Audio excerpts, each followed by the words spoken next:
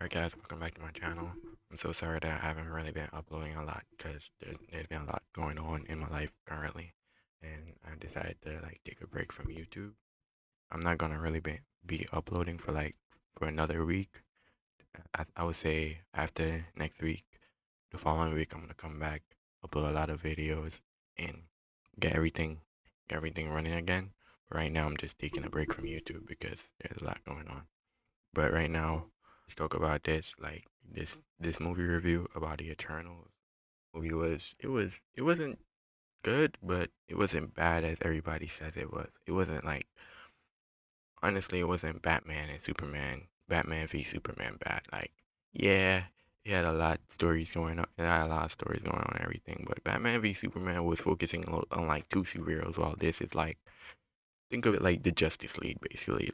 Honestly, I would say that's a great comparison because the this movie basically has their own Flash. It's Icarus is straight up a Superman ripoff. He is originally he's I know they're based up off the New Gods, but he's a Superman ripoff. But yeah, we have Ajax, we got Cersei, but yeah, we have all of them. Yeah, basically. Yeah, this story based centered around the Eternals. We've been showing how they came to planet Earth. It was a celestial. They basically came to planet Earth to destroy all the deviants. Well, the celestial implanted the deviants, and so the Eternals, because the deviants was running so rampant. This is exactly straight out of the comics too. The Eternals, they created the Eternals to deal with the deviants. So that's what the Eternals' job was, to basically dealt with the deviants, and help humanity in a way, and wait until the emergence, which is the creation of a celestial to be born. The movie was pretty good. It focused on a lot of situations, hey, we see them from the start helping humanity and everything. Then something happened, a big fight. I'm talking about all the scenes that happened in the past. We'll talk about the scenes that happen in the present because this is the one. There's many things I hated about this movie, but I also kind of liked about this movie too. But the thing that I really hated about this movie is they kept on showing the past every minute. It's abrupt, basically you'll be in the middle of a fight and then they just show a scene from the past explaining why this is going on and everything, instead of just showing us this from the very beginning. But if you really watch a movie, you will realize hey, you put the context clue together. Basically, there's a scene that happened in the past between it was Cersei, Icarus, and Ajax. Basically, Ajax knew how much Icarus felt about Cersei and everything, so she humanity started having a war, and um can't remember this Eternal, basically the Eternal with the ability to control minds. He stopped them. He stopped them so that they basically stopped their war, and he was debating on if he wanted to control in the entirety of humanity, but he didn't because Ajax told him to. But then Ajax basically told everybody to live their own life, and during this time, it was hinted at. I would say Ajax straight up told him this, but she didn't told him when it was gonna happen. But she told him that hey, the reason why we're here, because Ajax went to go talk to one of the Celestials, and we didn't see much of the conversation. It seems like we saw much of the conversation, but the conversation ended just so quickly. I felt like we didn't see enough of the conversation. I feel like something was cut out in that conversation, or maybe that was implied that we wasn't seeing the full conversation because she was pleading to the Celestial hey, I think we should save humanity instead of destroying humanity. Icarus and Ajax had a conversation about this, but she didn't imply that they had a conversation. Icarus told no, Ajax told Icarus that hey, we're here for the emergence, but she didn't told them when. So this entire time, like Ajax was the one that told Icarus about the emergence. So he knew about the emergence, but he didn't know when it was coming. Let's go to present day now. We see Cersei. She's with Damian Whitman. If you guys don't know who Damian Whitman is, he's the Black Knight. Well, he's the second Black Knight. Is uncle that they've been talking about in the movie. This entire time he was the first Black Knight, and basically the reason why he has beef with him because the first Black Knight was originally a evil person, like he was evil. So this is why Damian Whitman doesn't like his uncle that much. But yeah, th- this was another thing I hated about the movie. It was the we knew if you're a comic book reader, you know that it's the Black Knight. You know about the Amity Blade and everything. But basically, he was just there, and then he wasn't basically until like close to the end of the movie. Then you see him again, which I didn't like. Why put him in the movie if he's just gonna be there for like not even not you he wasn't even in the movie for like most of the movie, not even half of the movie. I would say 1/4% of the movie he was in, and then you got a post credit scene. Well, sorry, I'm not going to even say about the post credits, but the post credit scene until the end of this video. Um, basically, a deviant attacked Cersei, Sprite, and also Damien Whitmore while they were hanging out and everything. It's implied that this this this deviant is more evolved than the ones they have fought before. He and Sprite basically went fought the deviant and everything, but they couldn't really destroy it. So this is where we see the appearance of Icarus. And during this time, Icarus has never like basically once that night happened with them at the last in the flashback with all of them together. That was the last time Icarus was with Cersei. And she said, like, I haven't seen you for like 500 years. And this is why he went off. This is why he went. He disappeared on her because the conversation that he had with Ajax. A lot of people didn't realize this, but this is why Icarus went off. Basically, Icarus fought the deviant, but he didn't win, but he scared him off. And the deviant that the more intelligent deviant ran off and he went away. During this time, Icarus had a conversation with her and Sprite.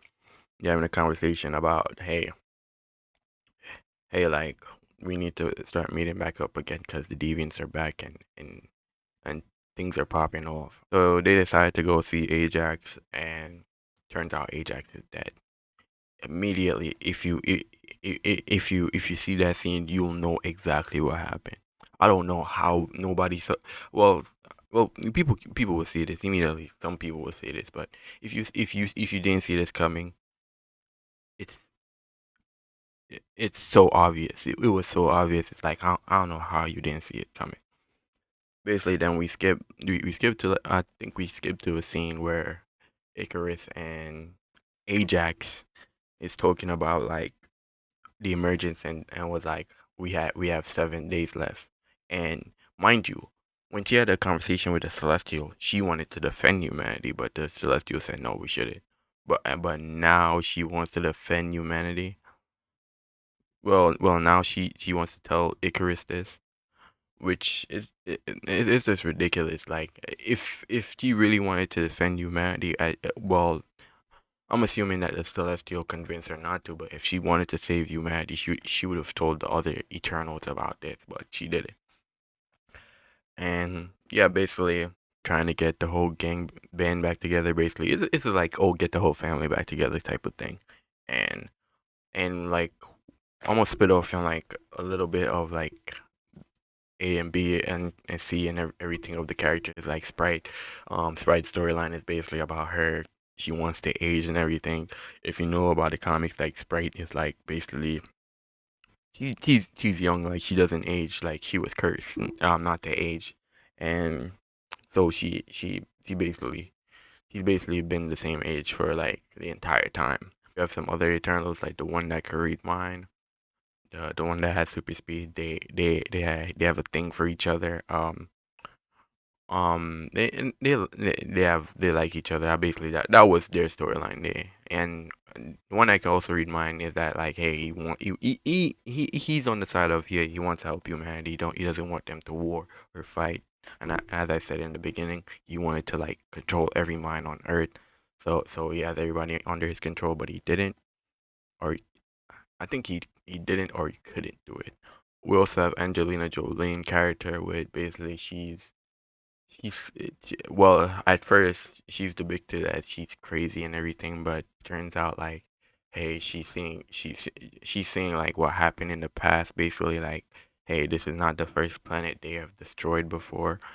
So this whole entire time, everybody's seeing her as crazy, but no, she's experiencing like her past memories, and so she's acting out on them, and she's trying to stop them from destroying the planet.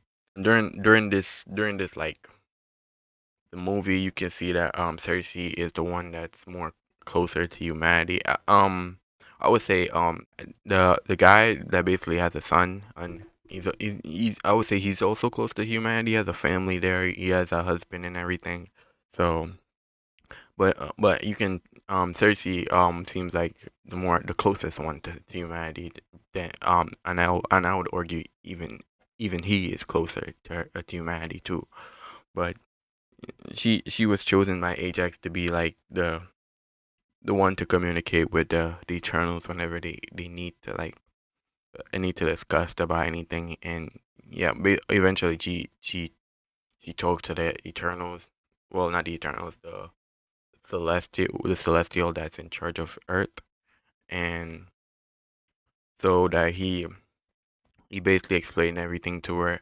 And this is where I'm pretty sure most viewers were confused about. You see, they went inside of like this place where you see multiple different versions of Cersei.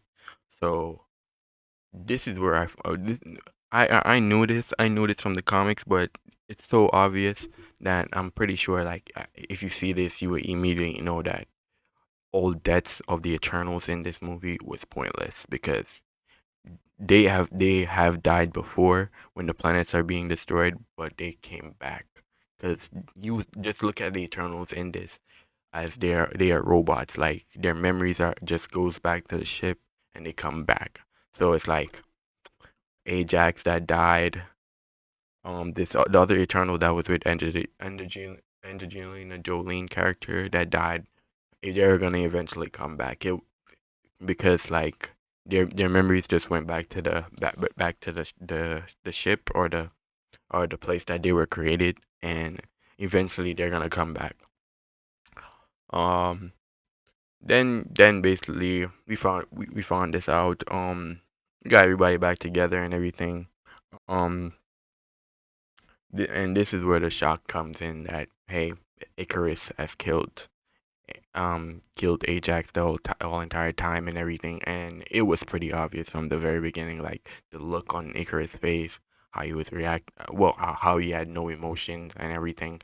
It was so obvious that like Icarus Icarus did it. Once you saw his face, you would immediately put all the clues together that, hey, this is why he left. This is why he wasn't with Cersei, because he was like having a debate between this and his love for Cersei, because he really loved Cersei.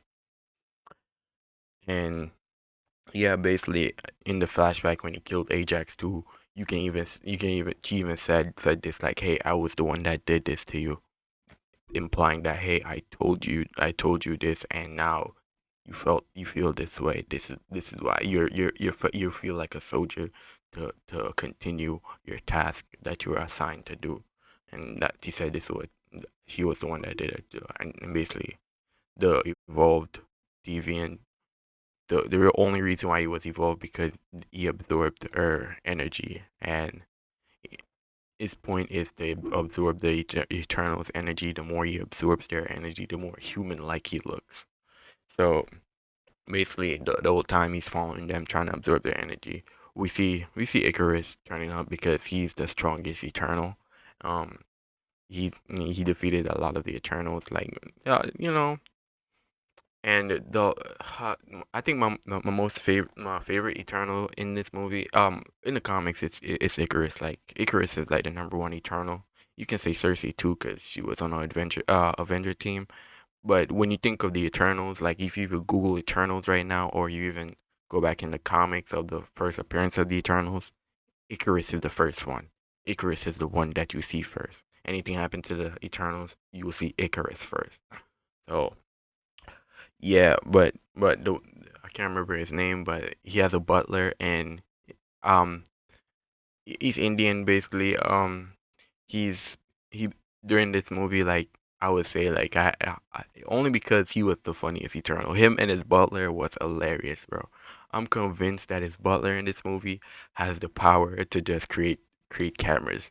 Like you can't tell me nothing. This guy has the power to create cameras. He has millions of cameras in this movie. Like the moment one camera gets destroyed, he has another one, and it's just funny. I like their interaction, and I really hope we see more of them because they were funny. They were actually funny. Every time they made a joke, I was laughing. But yeah, I really liked his storyline too. Like, hey, he doesn't. It came to a point where like, hey, when Icarus and all the Eternals was fighting down to save the planet, he didn't want to get involved because he didn't want to fight his family. But at the same time, he didn't want to go against like what Icarus was doing because he loved his family. He doesn't want to fight his family, and he doesn't want to fight Icarus. So he stepped aside basically and didn't fight. Sprite basically Sprite likes Icarus. Well, she's in love with Icarus, so she decided to join Icarus. And yeah, yeah, basically like she fought alongside with Icarus. And during this time, we found out like Cersei has this power to transform transform deviants into other things. Like she transformed this deviant into a tree by just touching him. and so that the first plan they thought of was having the Eternals that can like read the Eternal control minds. I mean, control the Eternal mind that's in the Earth, that so that he doesn't erupt from the planet Earth. But eventually that failed because they were trying to do a Unimind. But it failed. But then Cersei realized that hey, she can mutate the well, not mute well, I would say transform or turn it into something else. Like she froze the celestial that was in the planet Earth. And so that it came to the point where it's like this is where I was talking about like why Icarus left. He could have killed Cersei, but the reason why he didn't kill Cersei is because this is why he left. He was having this debate about Cersei this entire Cersei and his task. Like on one hand, he doesn't want to. He loves Cersei. He loves her so much. So it's like he couldn't kill her. So instead of he didn't kill her, but he flew away. And a lot of people was confused by this, but it was just a play on like, hey, Icarus flew too close to the sun and he lost his wings. So basically, that's what happened. He flew too close to the sun and he basically died. But obviously, he's gonna come back because in the movie they tease that hey, there's multiple copies of these Eternals. Their memories are stored in the ship, so he's definitely gonna come back. And yeah, also Cersei used her powers to like mutate Sprite back into a human. Like now Sprite can live her life as a regular human. She can grow. She's no longer cursed. Yeah, one thing I found crazy is that like in the comics, right, the Eternals are supposed to be perfect human beings. Like they're basically gods. Well, they're not gods because Odin and Zeus. Well, not well Odin, Thor, and the rest of the gods are like, or like they're gods, but the Eternals are also like basically gods too. And um, I understand with Sprite, but I was so confused at like, hey, like why is one of the Eternals like deaf? And you know like I found that pretty weird. Like I understand it representing like everybody out here, deaf people. people of color for sure. Um, um, LGBT. You represent everybody out here. Cause everybody was like all the Eternals was different races like Chinese, Indian, black, white. I think Scottish. Cause Icarus' voice, his accent sounds Scottish to me. Let me know if I was the only one, but I think he sounded a little Scottish. But yeah, it was basically the team was had every race on it, and it was just representing. But yeah, I didn't mind that obviously, but I'm the type of person like, hey, if the movie if it works, it works, and I didn't see no problem with them being like a mix like because in the comics like the Eternals are mostly like white. All of them are basically white, but I didn't care that they all of them are not white and stuff. But yeah, yeah. Basically, that's how everything and they went back to normal. Sprite is not going to school. Angelina Jolie, she's chilling and everything.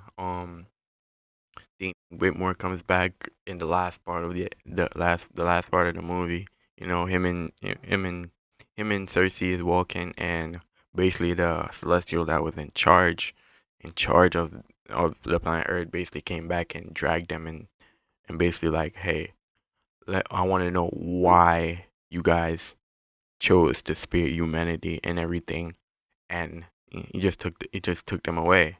I'm assuming that I'm assuming that they that's going if they're gonna make a part two of this movie, because I know it did bad on Rotten Tomatoes and not a lot of audience liked it either. So if they make a part two, I'm assuming this is what they're gonna do. Like the whole planet's gonna be go and rescue Cersei and the gang, because not all of the Eternals that was they were like kidnapped. Angela Jolene, the one that can mind control, and the one that had super speed, they were still around.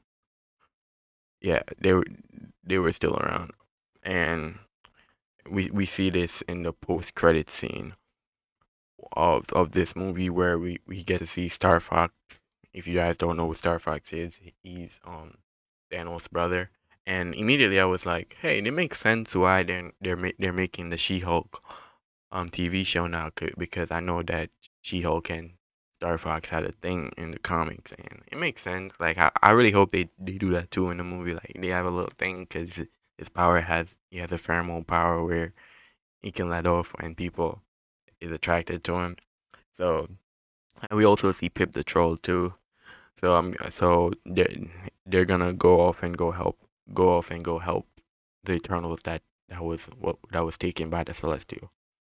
And then we see another post credit scene, which I was so confused about because he wasn't really in the movie that much. Damian Whitmore, we see him basically going to like take the ebony blade, and somebody told him like, "You sure you want to do that?" And it sounded like Mahershala Ali, so Blade, and it makes sense that it's Blade too, because the ebony blade is basically centered around like the supernatural, so it makes sense it would be Blade. So I'm really excited for that. I want to see the Black Knight and Blade like team up and do something. So I'm really excited for that one. Even though I was like, why?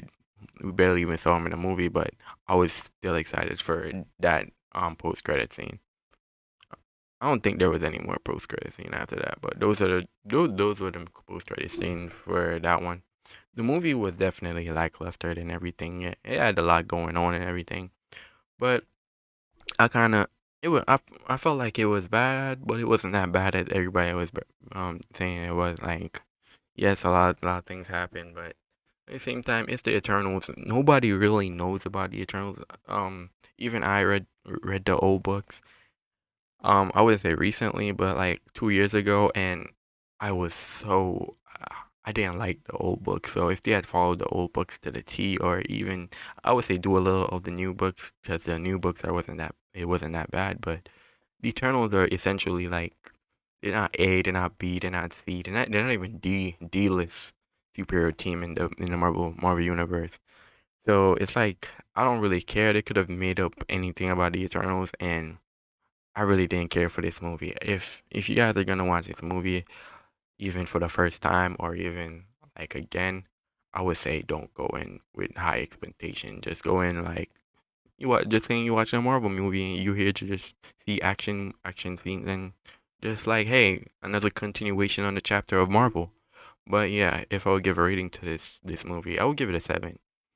It it wasn't that bad as people say it was. I actually like some of the action in it. Like it gave me like a little feels of like if they ever created like one of my favorite superheroes in the Marvel universe, the Sentry. This is what it will be like. With if Icarus, but stronger, obviously, because Icarus is not is no has no chance against the Sentry. But yeah, overall, the movie was pretty okay. Like honestly, the post credit scenes was kind of better than the movie. But yeah, let me know what y'all think about the movie. Make sure to like, comment, and subscribe, and I'll see you in my next video. Peace.